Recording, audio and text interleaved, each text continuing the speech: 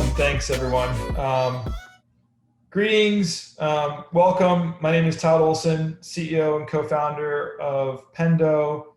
Thank you for spending your afternoon and evening with me. The subject of my talk today is your safest investment, in my mind, in a difficult time, which is your product. So as folks kind of roll in here, I'm going to start off with this chart. So this chart is from, of course, 2008 to, and well, in this case, starting through 2011. They're calling it, they call it the Great Recession. I'm not sure about many of you. Some of you may have had the opportunity to work through this prior crisis. I had the opportunity to be on a leadership team with a SaaS business through this crisis. And it was a good company, and we did well, and we got through it. The company ultimately went public. But one of the things I learned in that process is that we didn't invest enough in our product. What happened was, as we started to come out of the downturn, as the economy started to recover and we started to get normal demand for our products, our engineering team wasn't able to catch up. We weren't able to innovate the way we wanted to. And frankly, we lost a little bit of ground in that period. And that left a huge impression on me. It was one of the things that I've taken away from that professional experience. And when we entered into this new reality here in the past few months, the first thing I told my leadership team and my board and my investors was that the one thing we have to do is maintain investments in R&D through this. The last thing we can do is let ourselves get behind, because we need to prepare ourselves for, as things recover, we need to be able to accelerate out of it. And that's what I've seen, and that's what plenty of studies show, is that companies that continue to invest in product and innovation tend to accelerate faster out of downturns than those who don't. So that's the one thing I want you to come away with, is thinking about how you can invest, trying to convince you that you should continue to invest and potentially continue to grow your investment in product through this challenging time. I also want you to think, as you're in this, do you have the right roadmap? Or said differently, is you have the same roadmap pre-COVID that you have now? Have you left it the same? Presumably, there's a lot of parts of your company that are thinking about how they change. If you as a product leader, or you as even as CEO, if you're coming in and telling your board that you have the exact same roadmap post this event, probably not the right answer, right? The world has changed. Your customers, in many cases, have been affected. This is an opportunity to look at what is the most important thing for our business. What do we need to do in our product to help our company weather this, as well as come out of this in the correct way? And one of the nice things about spending money on product and investing in product, or I think it's a nice thing about investing in product, is that the world's incredibly uncertain. There's conversations of V curves, U curves, L curves. We have no idea what the curves are. There's uncertainty around health. There's uncertainty around when we're going to open. There's uncertainty around phases. There's uncertainty on second waves. We legitimately have no idea. But so what that translates into is, like, dollars spent on sales and marketing, it's going to have a questionable yield right now. You can't assume that your funnel metrics, whatever they were a few months ago, are the exact same funnel metrics you are now. You probably shouldn't be thinking that. Sure, some of your business may be that way, but most of your businesses probably aren't. But I can say this: dollars spent on engineering are typically going to yield features. Those features have a certain value, and that value is probably about the same as it was in a pre-COVID world. So what I love about investing in a product is that it's a relatively certain investment. And yes, I know we are all in a work from home, and you may not have done work from home, but there are known processes, known methods for product engineering teams to work from home productive. I don't know about you, but some of my engineers actually prefer working from home. I've been asking for a while. They're actually happier in this environment. So again, this is an area that is a relatively safe bet in a time when there are very, very few safe bets.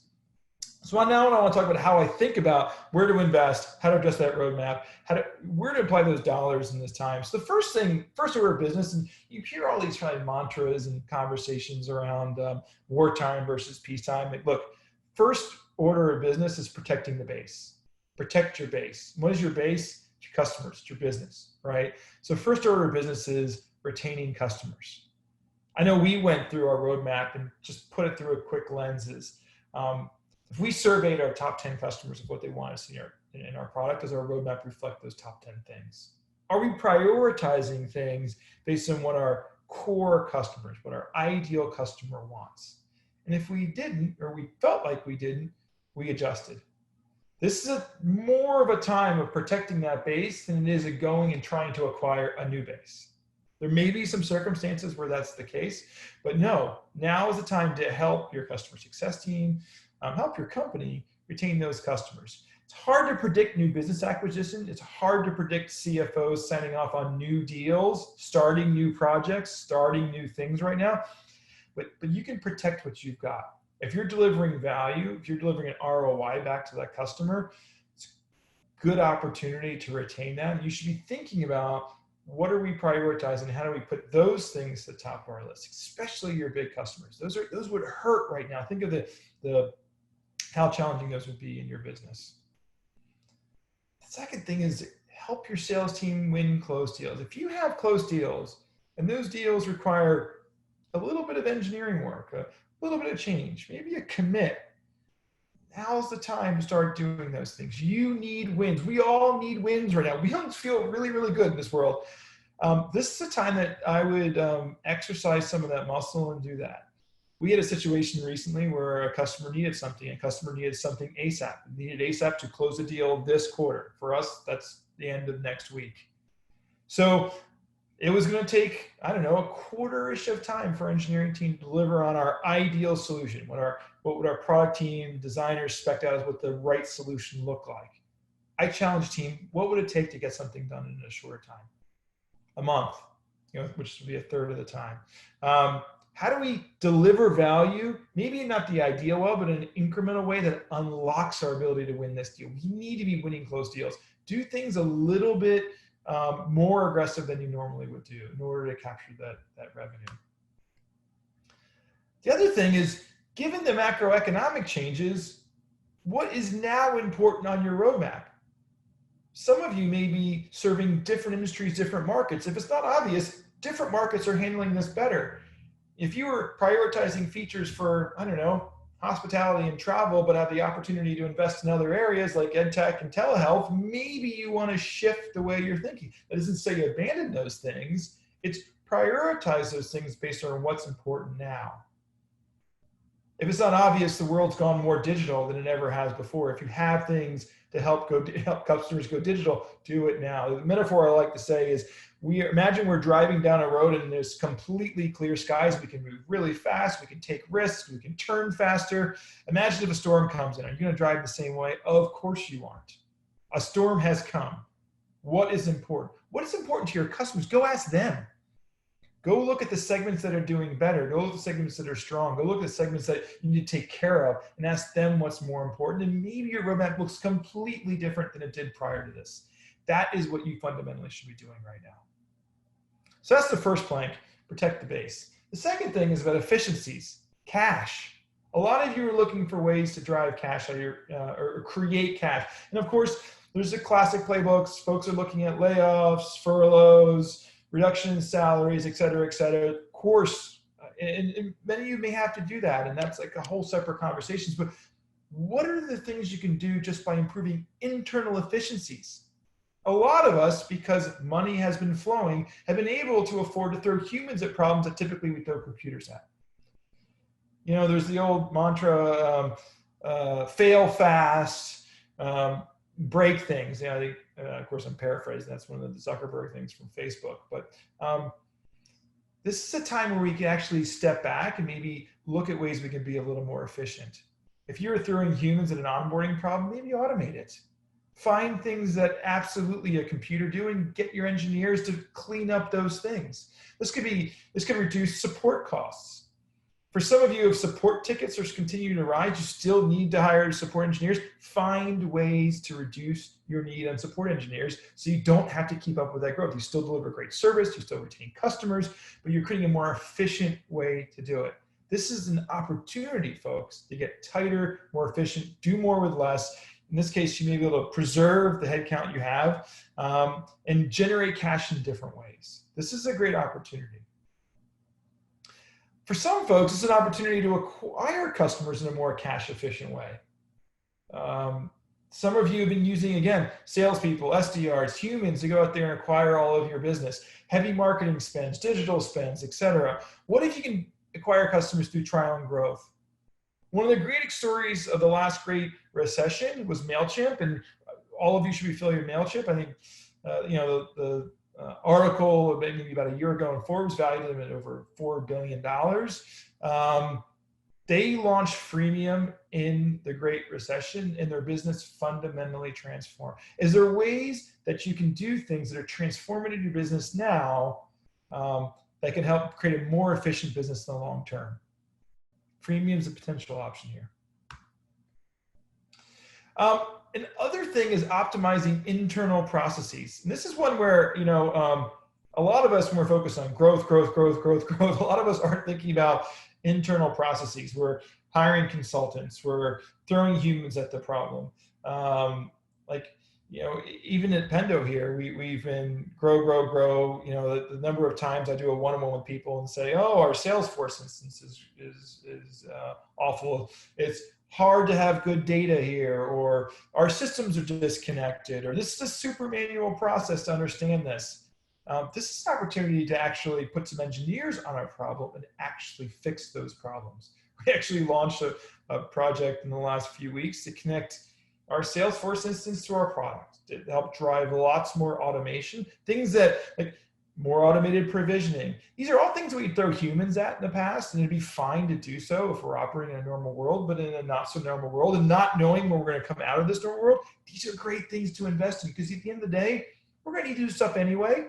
This is stuff we should have done in the first place, arguably, but we're growing really fast. We're focusing on features. We're capturing growth. We're capturing market share. So our focus is growth, grow. But now is how can we do more with less? How can we be more efficient? How can we create more automation? These are awesome things. Actually, I'm super excited about this initiative, shockingly.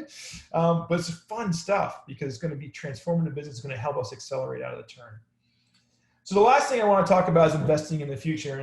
And if you get through those first two and still have some capacity, this is a great time to think long-term bets. This is how you think about accelerating out of turn. Investing in products is a long-term bet. Because guess what? We will get out of this at some point. Trust me, we will. And you want to be set up for that. So there's going to be new strategic areas and new products. And as people realize, the world is going to go more digital. And that is one of the changes we're going to see. Companies that could have afforded to wait, a year to go digital are being forced to go digital right now. That sets up new opportunities, new business opportunities, new product areas, new automation, new challenges that is an opportunity for all of us to capitalize. There could be a great opportunity here to build. You may not want to launch it now. You may not want to try to capture a lot of revenue out of now. Now is not a great measure of grabbing revenue per se, but it's a great opportunity to build. Go heads down. If you're not dealing with as many customer requests because your business is just completely slowed, build something strategic. Go internal. You've got these great engineers. Take them and put something strategic. Again, every business is different. This could be an area that if you have no other alternative for those first two, like business is just slow, invest in the future.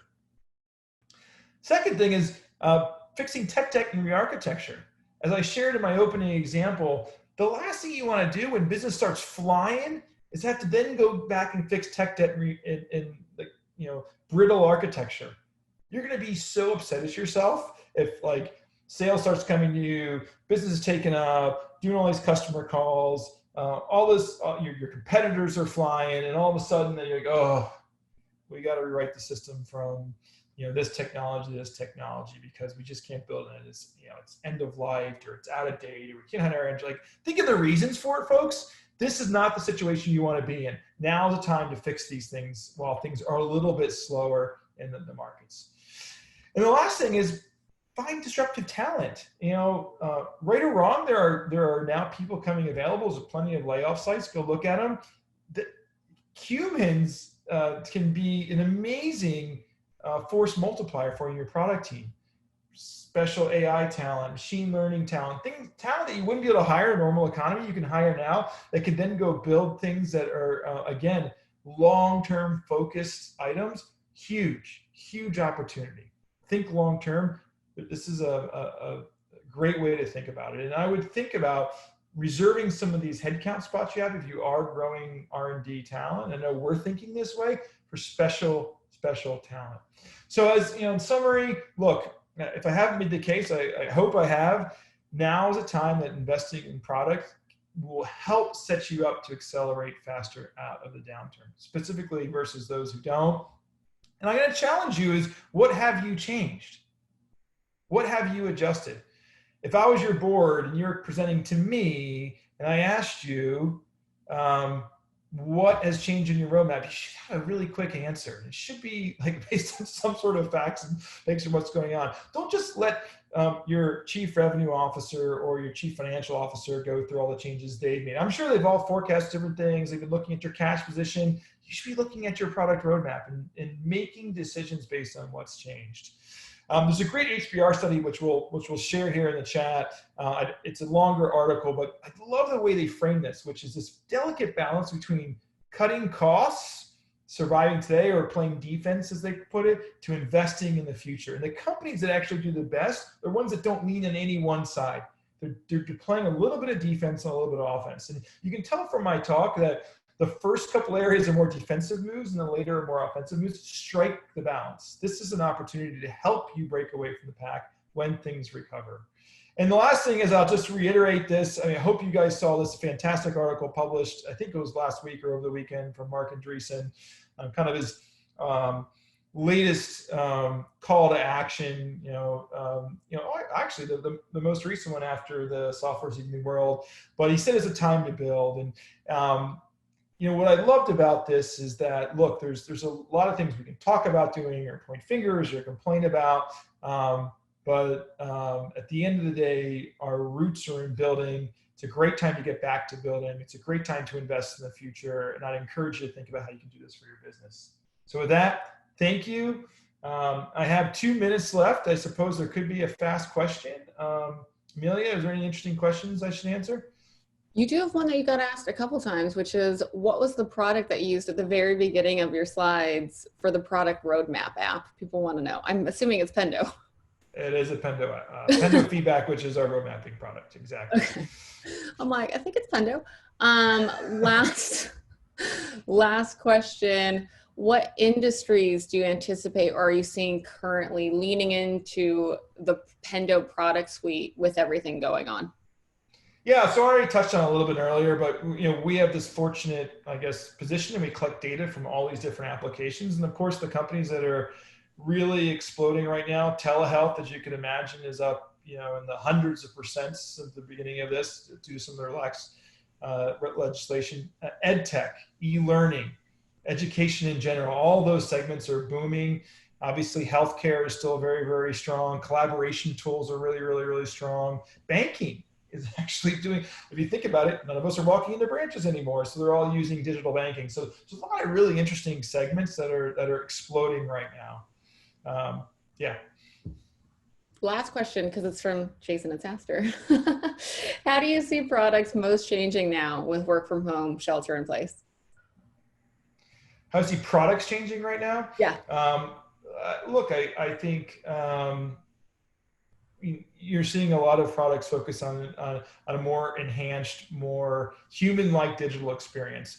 I think what we're going to see is when you can't rely on humans at all, the digital experience needs to be so tight, so comforting almost, to kind of really explain things along. You don't want to rely on people, so I think you have to create just a much smoother, more handheld digital experience. That's kind of what we're seeing the most.